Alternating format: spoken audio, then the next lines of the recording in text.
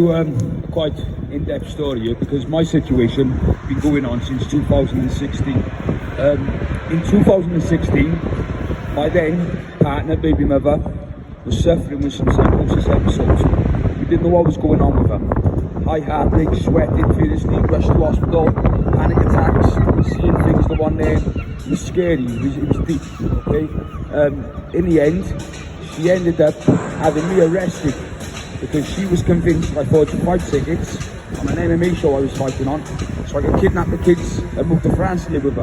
I was drugging her with my sports supplements, okay? My kids were up and gone, they were moved. How it materialised, she got diagnosed with the overactive thyroid, and this is the symptoms it caused. She had blood tests done when they were trying to see if I was drugging her. It come back, no drugs in the system, but that's when the diagnosis come, overactive thyroid. And if it's under-detected and under-treated for long periods of time, it can cause these psychosis episodes. She was at high risk of a heart attack. They put her on beta blockers because her heart rate was so high, okay? Wellbeing assessment was done, psychiatrist supports, families in crisis, support needs to be put in place. It never happened.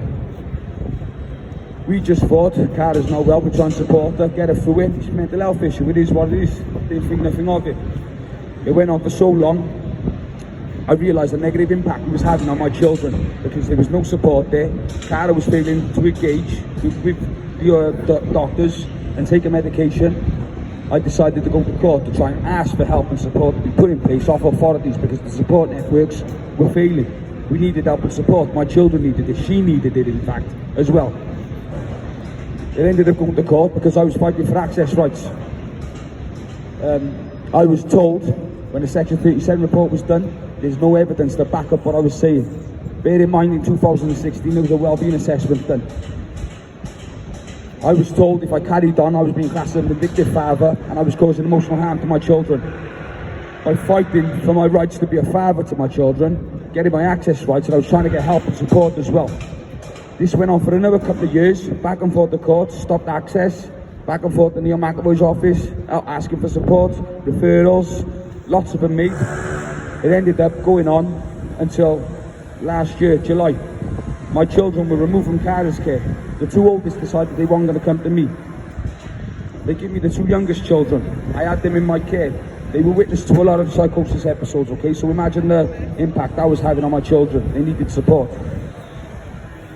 When my children were in my care, I wasn't offered no support or nothing. My children needed that. They needed some professional help, I felt. Nothing supported. I went to pick my children up from school one day. Bear in mind, in the morning, I had to grab my daughter by the wrist to take her to school because she was performing.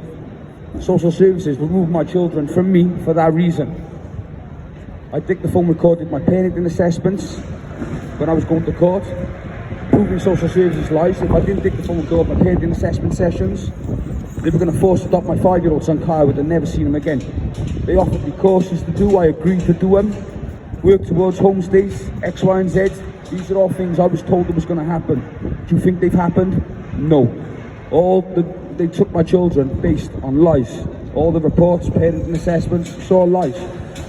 That wellbeing assessment for 2016 backs up everything what I was saying. Some people, some parents just give up. They don't think they ain't got to fight it and they just bow down.